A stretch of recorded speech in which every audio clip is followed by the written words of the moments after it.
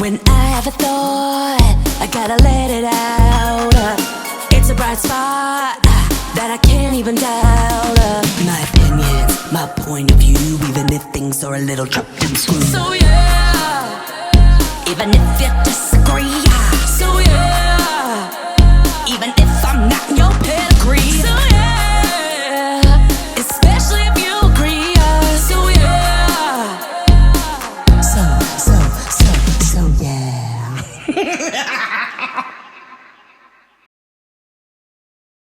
Good morning, good afternoon, and good evening, wherever and whenever you're listening to it. Welcome to the So Yeah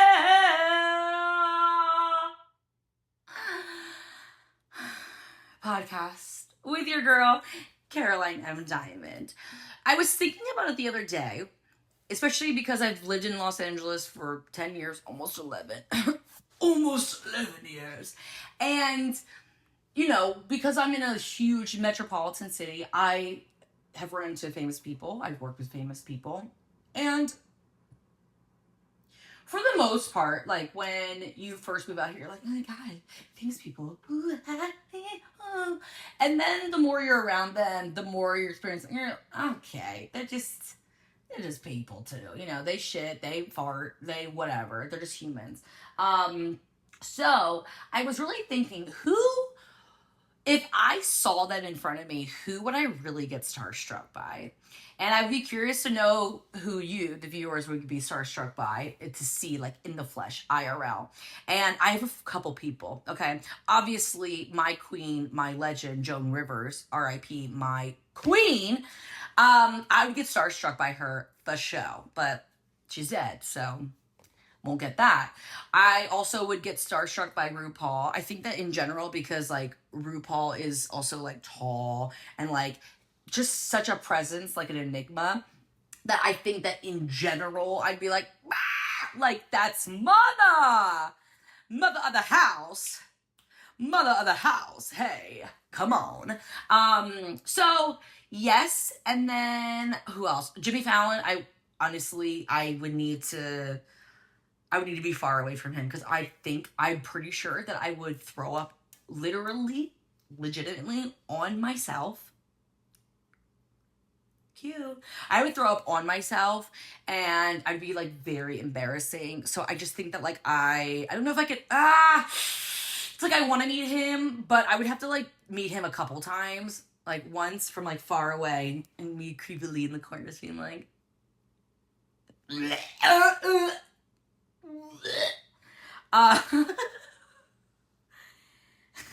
just a mess.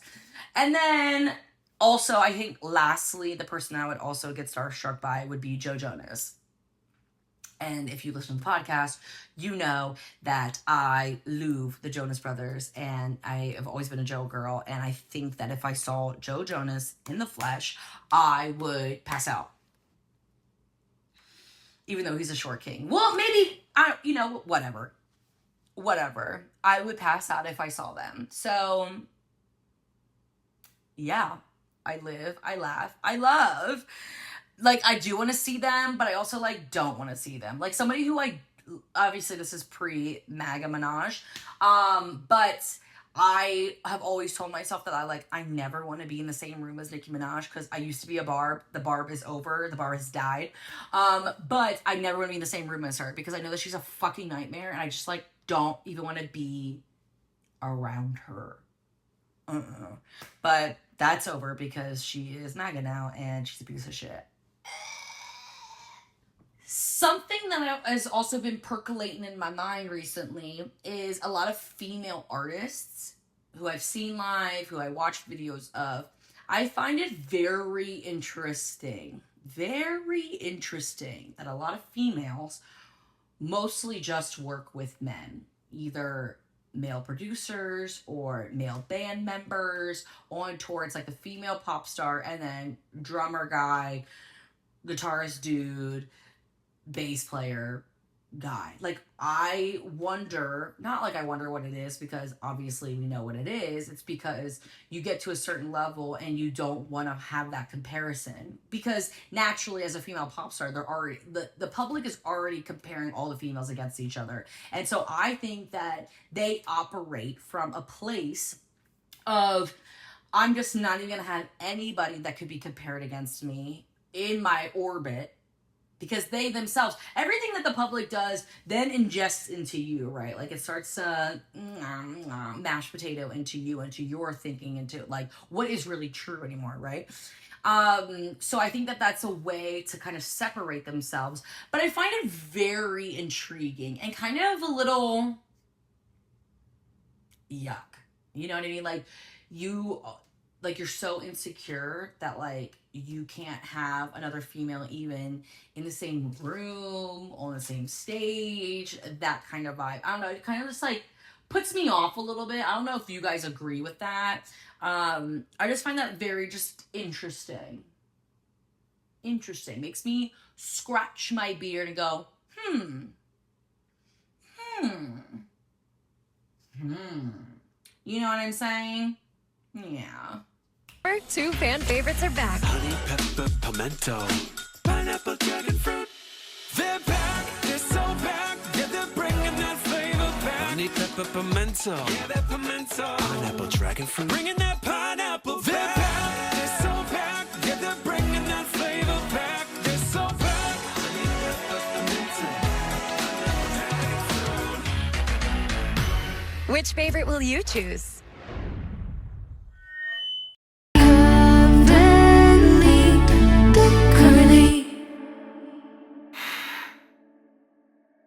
This part of the podcast is called Currently, and it's everything that I am currently reading, watching, and listening to. And I'm starting to get out of my reading slump. I just started, so I can't really speak too much on it, but I started the book Beautyland, which my good Judy, Kiera, said to read in our March, it's July, March book club, air quotes, because clearly I am terrible at keeping up with the book club. But it was something I was supposed to read in March. I hadn't got to it. I saw her the other day and she was like, you got to get on it. So I love a little bit of bullying. So I will be reading Beautyland. I like just cracked it open. So again, I can't speak too much on it, but that's what's to come with the reading. As what I'm listening to, I think that the promo on it like actually kind of sucked, because I didn't even know it was like really coming out or whatever. But Chloe of Chloe and Halle, Chloe and Timbaland came out with like a joint album, and I listened to it and it's actually really good. There's a lot of bangers on it. I'm living. And I think the thing with Chloe is that she just like, from the public's perception, she just like is doing too much, which is not, honestly, not necessarily a bad thing, because I'd rather you do too much than not enough. Pop stars, listen.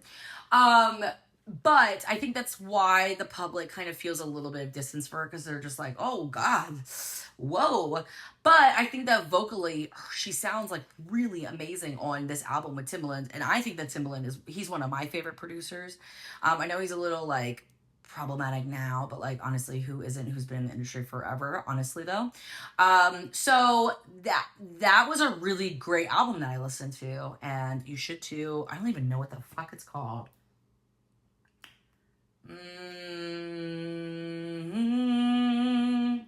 Resurrection. Wow. They have risen. And it's 13 songs, it's 30 minutes long. It's not too long. So I would listen to Resurrection by Chloe and Timbaland. And as for what I'm watching, We Are So Late. I've never seen this movie, even though it came out like almost 10 years ago. And that movie is Baby Driver. It was so fun. And Madison and I wanted to like, obviously it's been on our list, but we wanted to like watch a fun movie, and it was so fun. And like, it's based around a heist, and you have Ansel Elgort, which I know like problematic now, all that kind of shit, but he is so fine. You got Kevin Spacey, which also hugely problematic. You got John Hamm in there. You got John Barenthal, who's so fine, who literally That movie came out in 2017. Dare I say he's hotter now? Like 10 years in, he is sexier today than he was 10 years ago. We love that. Men, for some reason, get hotter as they age. I don't know what it is. But the movie was really fun. And I don't know. I gave it 5 stars because I really enjoyed myself. I would watch it again, which I feel like it's a really great metric on did I really like it. And yes, there was like choreography, and it was Ryan Heffington and Ryan Spencer who did the choreo, but it was very in the way that Ryan Heffington choreographs. It's very pedestrian and just kind of conversational, and the way that blends with the direction of it. Chef's kiss. It was fab. The choreo was so fab. I love it. I love to see it. And the scoring was amazing. The tension was great.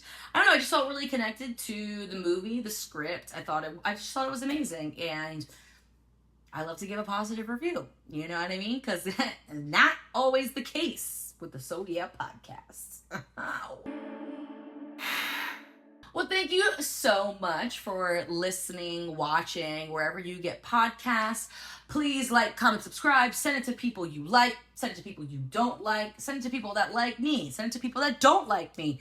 Whatever a view is a view is a view. And it's The View with Whoopi Goldberg.